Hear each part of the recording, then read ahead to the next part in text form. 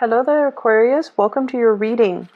I've got some really interesting images that came through. So bear with me. First of all, so I see this warrior couple. They're wearing what looks like medieval style, I guess, armor. So one is a woman, the other one is a man. So I don't know if they're romantically involved, but they're kind of standing next to each other. The man, he has like a broadsword, one of those big swords that you have to hold with two hands, and the woman, she's got a smaller sword, and the other hand has like a shield, and they're surrounded by people that wants to, I guess, kill them. And then, there are two of them. Their backs are to each other. They're like trying to protect each other, but also fight off the people that have encircled them. So I see like 8 or 9 people circling around them. And so it flashes to this tunnel of light. So I guess like they must have perished. And then I see the same two people, the man and the woman, but the woman is wearing in modern day clothes. She's wearing what looks like a business suit, and she looks like she could be a secretary or a paralegal. There's a lot of documents and files on her desk. And then she's sitting down at her desk, and the man is standing up, and he's wearing a suit. And he seems to be like her boss or something like that. And he's telling her, he's giving her details about a very, very important case, and then she's taking notes. So right away when I saw this, I almost feel like many of you might be in a relationship where it's a reincarnational, where there might have been, a shared past life situation. And what I feel is there is residual energies from those past lives that are carried over to this lifetime. And the first thing that I felt was this very intense, life or death type of a situation, where if you were in that past life where you were, fighting with each other against your enemies or whatever, there's an element here about, having a tremendous amount of trust that the other person has your back, having a tremendous amount of trust that the other person is not going to, stab you in the back and leave you for dead and save their own skin. So I feel like some of you are in that type of a relationship where there is an immense, immense, immense amount of trust that you have with one another. And going to the other image where it's almost like a boss subordinate type of a relationship, there might be a little bit of a power dynamics or power struggles in the relationship, where one person feels like they make the executive decisions and then the other person has to obey, or one person feels like they're in more of a subordinate role and they have to cater to the other person. So that's what I'm feeling here, and I feel like those energies are carried over into your present relationship. Okay, so for those who are in a relationship and that resonates with you, what I feel is, on the one hand, when we are reunited with a soul, especially somebody that we shared a past life, love relationship with, it can feel very magical. It can feel like, you talk to this person for 5 minutes and you feel like you've known them a lifetime. It can stir up a lot of passion and a lot of just indescribable magnetism. It's almost like you're drawn into each other's orbits. Okay? There might have been a lot of synchronicities, a lot of, I feel like chance encounter where you kind of run into each other, unexpectedly. There's a lot of that. And I feel like it is stemming from some type of a past life connection. I'm also seeing as well you both really inspire each other, because this past life energy is all about growth and expansion, and it's almost like there's so much trust involved in the relationship, where no matter what, you want the other person to do well, you want the other person to be happy, you want the other person to thrive, and you want the other person to survive. Okay, to do well, to excel professionally. You're not threatened by the other person outgrowing you, and vice versa. They're not threatened about you outgrowing them. Two people just really want what's best for one another. And whenever I see this sense of responsibility too, and it's coming up in this card. We have here the Two of Swords. Agreeing to disagree. Okay, this is like kind of like that stalemate. It's almost like that truce. Okay, we're not going to, aggravate each other. We're not going to continue to, argue over this. We can agree to disagree. So I feel that there's a sense of, that yin yang energy, that male female, I guess like opposite, where the two of you are very, very different from each other, but together you know how to harmonize the energies, you know how to make things work. And despite your differences, there is a great degree of trust here. The reason I brought that up is because those images came out really strongly, and I feel for some of you, even if it's not a love, work, relationship partner, I feel like you're having some type of a chance encounter with somebody that you've known before in a previous lifetime, where you really needed to depend on each other in order to survive. And no matter what, there was so much trust and faith and like that sense of personal responsibility to one another. So it's like a very beautiful type of an energy. But at the same time, past life energies can keep us very stuck, okay? Ways of doing, patterns of behaving, all of those things can be a little bit restrictive. That's what I'm sensing. So breaking away from that, and a lot of people do past life regression so that they know what challenges they face in their past life and how that has really affected them in this lifetime, or how that has created very it's almost like unexplained phobias or unexplained fears or cycles of behaving, so that they can break those cycles. So I feel like this past life snippet that I'm seeing is hopefully allowing some of you to kind of leave it in the past and try to move forward, okay? And what's coming out very strongly for me is it's almost like, if you are in that lifetime where you're fighting off like 8 other people, you're not in that survival mode, fight or flight mode anymore. And so you have to kind of be strategic about using the resources that are around you in order to make the situation a little bit more harmonious. Okay? So that's what I'm getting. What's coming in for you, especially for, this month? I have here the Princess of Wands, and this is in the traditional Rider-Waite deck. This is more like the Page of Wands. New passion, new energies, new drive and ambition, wanting to soar for the sun, wanting to show yourself as somebody who's capable and competent and, able to get work done. So I see you coming into this month very enthusiastic to get a lot of work done, to kind of show yourself, show your skills, and to, feel, it's almost like embracing things, embracing new opportunities, not shying away from a challenge, wanting to take on even more responsibility so that you can learn, so that you can grow, so that you can expand. So I feel like you're coming in very, very confident. For many of you, you're looking for work opportunities, mainly because you feel like your skills might not be properly utilized in one environment. So you're seeking more work, you're seeking more responsibilities, or even more duties to kind of showcase your talents.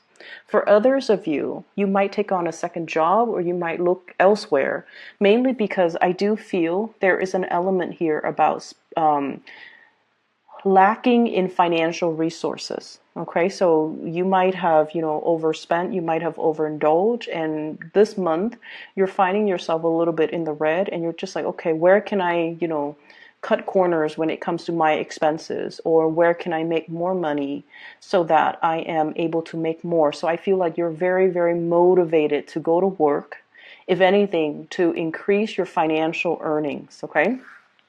I see many of you going through your bank accounts, going through your ledgers, itemizing everything, and then trying to figure out where you can skimp, where you can save up, where you can, cut corners when it comes to your expenses. So a little bit of fears when it comes to your finances, when it comes to moving money around from the savings account to the checking account and things like that.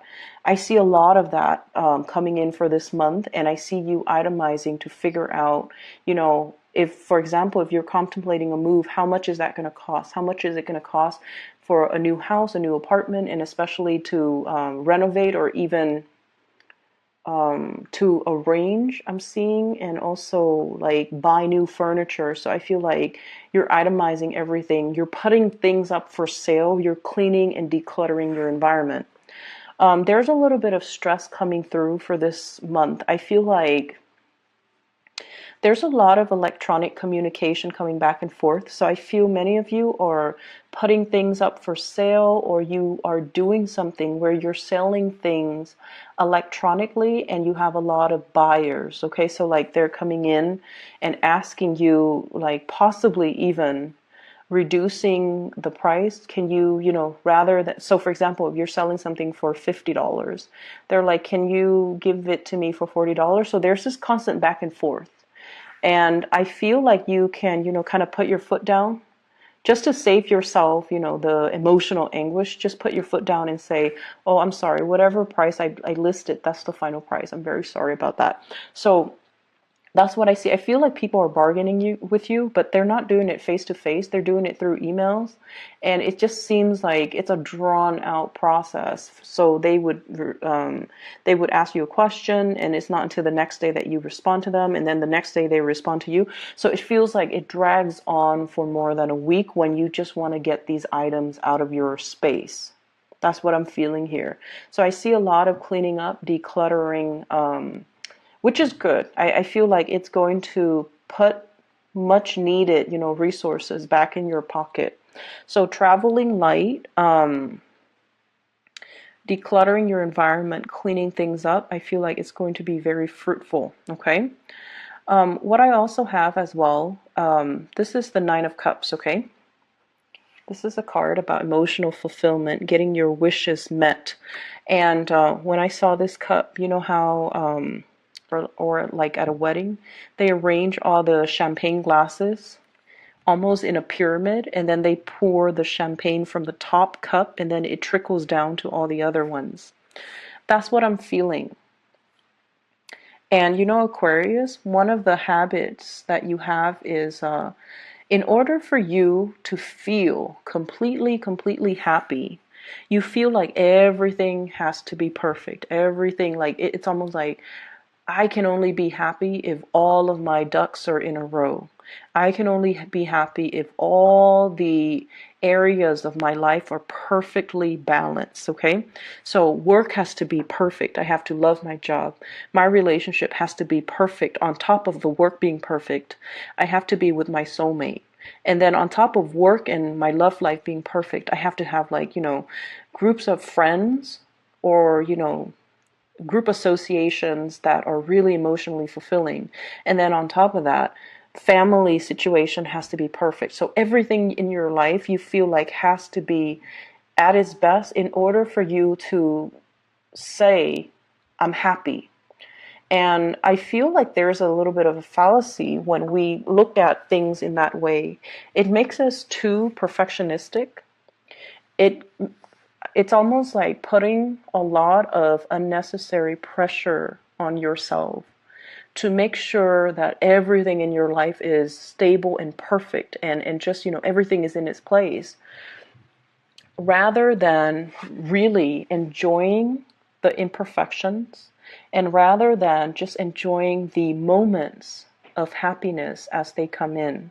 So I see almost this obsessive need from your end, not only to control things.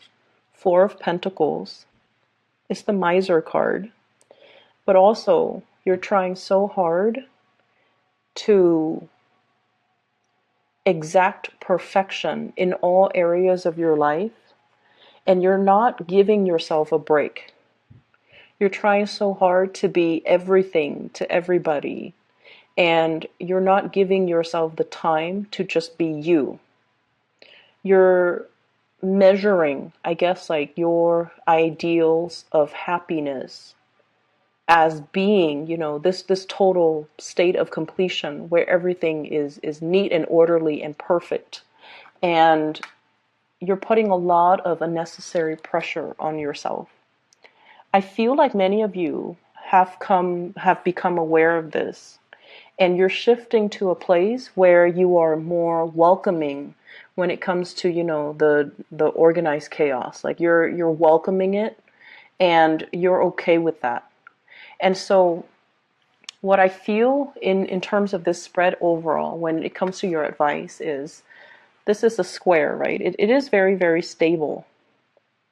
But at the same time, it's a little bit rigid. It's a little bit uninspiring. So they're trying to shift you away from this and to allow this change to happen in your life. A change that is a little bit more open-ended. Change that is also a little bit more like organic. Okay? So not seeing things as this four corners and everything has to have a place, and it's building things up like one by one and needing to itemize everything. They're telling you to kind of allow the process to organically unfold and to work from a space where you're, I want to say, allowing the universe, I guess, to take over. What I really like about this card and this symbol of Jupiter. Jupiter is the planet of luck and expansion, okay? And so you're being helped along the way, and it's to kind of allow you to take a step back, not try to control everything, and just let things unfold in a timely manner, okay? In a timely manner that is divinely guided, okay? So aside from that, the other thing that I'm picking up here is let's talk about the relationship partner or whoever it is that is heavily on your mind that you are thinking about. We have here the Eight of Wands. This is a very non-traditional deck, okay? And what I feel is, for some of you, the Eight of Wands is, the fast, swift communication. In this deck, the energy is a little bit different. You're dealing with somebody who communication between you and this person can be a little bit contentious and can be a little bit jarring. Going to back to what I mentioned before about, the situation where the two of you might not really see eye to eye on many, many things. The two of you as well, and I do see as well, a lot of people in same-sex relationships in this spread as well. And despite being the same gender, there are just a lot of differences between the two of you, where you might have different cultural upbringing. You might have different religious beliefs. You might even have different ways in which you look at relationships and parenting. And, one person might want children, the other person might not. One person is a homebody, the other person is very adventurous. So I see this opposition between you and the other person. But for whatever reason, the two of you have very similar values. Okay? And that's what's weird about it, because let's say a value of yours, Aquarius, is, let's just say, for many of you at least, okay, it's almost like doing things to the best of your capabilities, okay? The person that you're dealing with, they have the same values as well. And because of that, on a values basis, things work out well, despite all the differences. Okay, and then let's just say another value of yours is, working really, really hard. Okay, so for example, if your boss gives you an assignment and they're like, I need this by the end of the day, even if you have to, stay very, very late in order to get it done, once you tell somebody you're going to get it done by the end of the day, you're going to get it done. So even if you have to stay behind, you still will do it. And even if you can, finish it by like 5 p.m., close of business day. But if the quality is lacking, you don't mind staying behind to perfect it and to make it the best that it can be before you submit it. And I feel like your partner has the same type of mentality. And when two people have the same types of values, it basically means that despite all the differences, despite all the ideological, clashes, despite the religious differences, despite the cultural differences, things can still work because you have the same values. And that's what I'm seeing here. I see for some of you, your happiness, and this is something you're very afraid of. I see for some of you, you feel like your happiness has to come at somebody else's expense. And I don't know why that is, okay? So it could be you want your partner to chip in and do a lot more than they're doing. But at the same time, you feel guilty about asking. It's almost like some of you are, once again, running yourself ragged, trying to be so perfect, trying to keep the house afloat, trying to keep your professional life moving, and trying to, keep the kids clean and fed and clothed and, put to bed. And then trying to balance out, making the time to see all of your friends. You're running yourself ragged, trying to keep everything afloat. And you want your partner to chip in, but you also understand that your partner as well, because of this values, your partners are also like you. They're trying to get things sorted out and moving along in their life. And you feel like, I really need you to step in and help me. But is it selfish for me to ask this of my partner? Of course, it's not selfish for you to ask, but you feel that way. And so your happiness does not have to come at anybody's expense. I feel like that is a mentality or a false paradigm that you're taking on because you're so self-sufficient most of the time that you feel it shows weakness or it shows a lack of being able to be on top of things when you have to ask somebody for help. Okay, and I feel like it is within your right and it is something that you deserve. You have to be able to be open and honest with your partner. So it's okay to ask for help. And then this image about your happiness is coming at somebody else's expense. So I have here 9 of Swords and then 9 of Cups, trading one for the other. Some of you might be in a relationship with somebody who is already in another relationship. And if they were to leave that person in order to be with you, because like I said, there's some type of a past life energy here. It is really, really strong. So they're feeling this draw or this really magnetic, almost like electrifying lightning bolts. Okay, electrifying pull towards you. And you feel like my happiness is coming at somebody else's expense. They have to leave somebody in order to be with you. And there's a lot of guilt about that because with the Aquarius person, you don't want things to happen at anybody else's expense. You feel like it's not fair and you feel almost like, yes, you want this, but at the same time, you would feel really, really bad that somebody else is losing out on something in order for you to win something.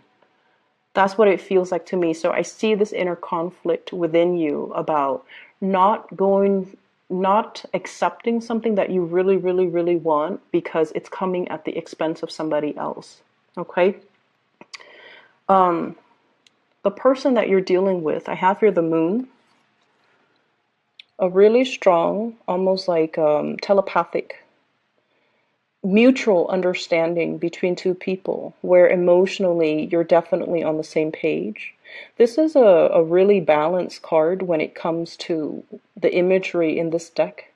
It's almost like long distance, and despite the distance, the two of you are still very, very much spiritually connected. Okay, and once again, this is a very, very strong past life type of a connection that I'm seeing here, where there's a big sense of responsibility, not wanting to hurt one another, not wanting, it's like a mutual understanding where we have each other. And then I also feel like the communication might oftentimes be a little bit um,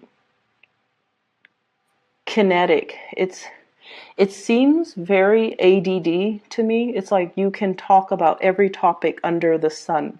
And then within like a 5-minute conversation, things start here and they veer off to a very, very different direction. So it's like you can talk about family, you can talk about work, you can talk about, your car, you can talk about your pets, and then you can like veer off on really, really tangential topics. So I feel like everything is being discussed, a lot of communication going back and forth between you and the partner or whoever it is that you're dealing with. I'm also seeing as well, you're giving a lot more communication than they're giving back. And I feel like they might feel a little bit overloaded. Okay, so that's what I'm sensing. It's almost like you're bombarding them with way too much communication, and they're still trying to figure out how to answer your first question, and you've already shot them like 3 other questions. So I feel like it would be better if you slow down when it comes to the communication, so that it allows the two of you to understand each other fully and to discuss one topic at a time, thoroughly and completely, before you move on to another topic. Does that make sense?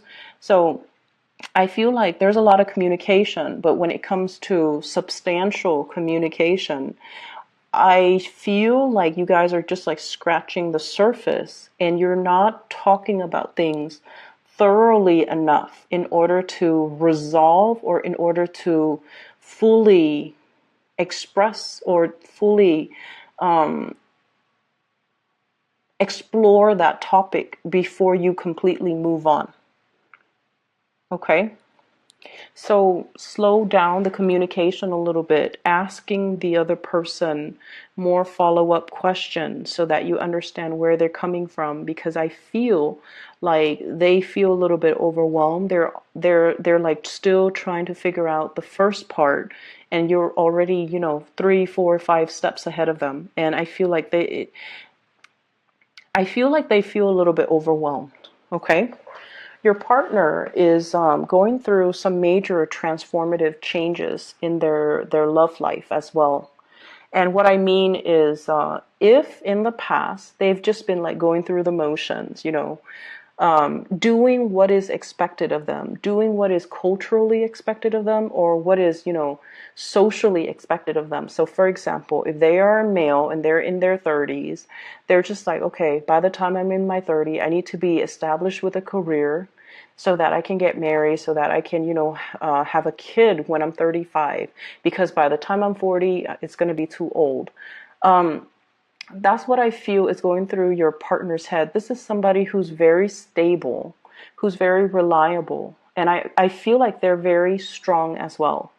They seem like very well-rounded, and they feel like they're very family-oriented. I'm seeing this rainbow here, and it's almost like that completion. Okay, everything is like under the rainbow. So I feel like it's somebody who's very, very family-oriented. And so they've been going through the motions as to what's expected of them.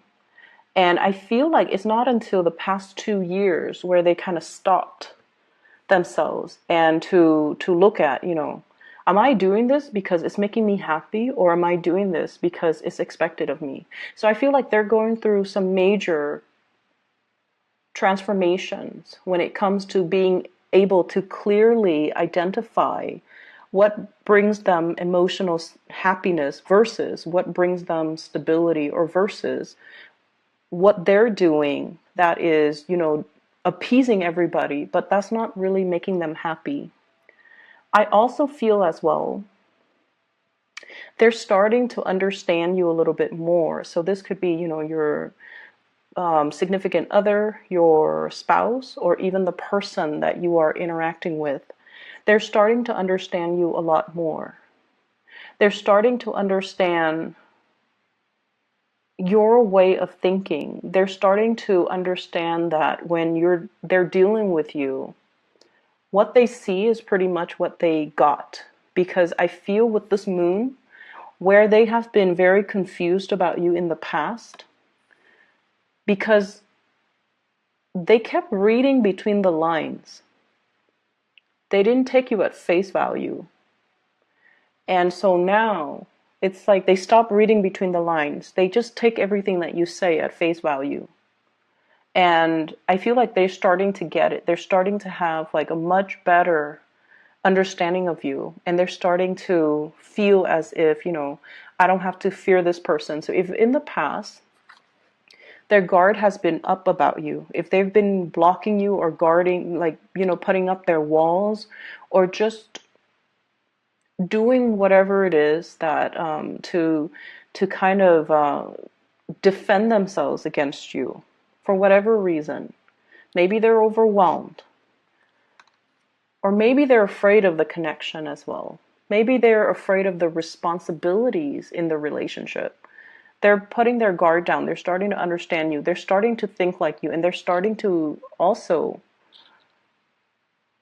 They're starting to also. I feel like you're bringing in awareness, or you're bringing a lot of ideas or ways of doing that they are welcoming. So I see them kind of absorbing your energy a little bit, which I feel is really good, because once they start doing that, Aquarius people are really hard to understand, but I feel like you have a partner or somebody here that is starting to really understand you, and they're kind of absorbing your energy, and that will allow them to understand you a lot more. Okay? So that's what I'm feeling here. There's going to be a lot of communication. There are a lot of changes that are happening in their lives. And then I also feel like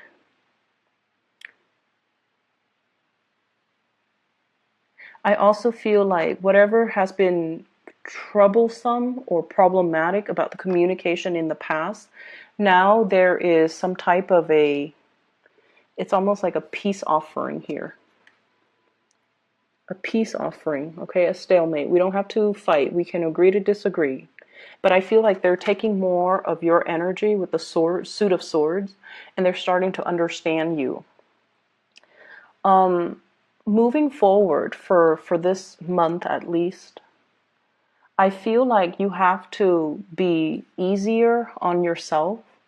I feel like you need to kind of embrace new opportunities and new energies, especially when it comes to, fun, socializing, and just, going out.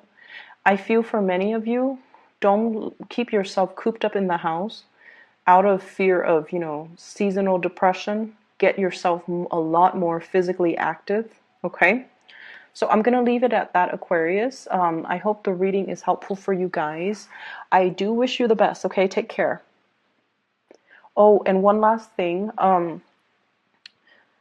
I am no longer giving private readings. So for those of you who are still emailing me, I guess you might not have heard the announcement last month, but I'm no longer doing private readings. So if you are interested in a private reading, I've put down a link in the description box for a psychic. Her name is Bridget. She is phenomenal. I highly recommend her.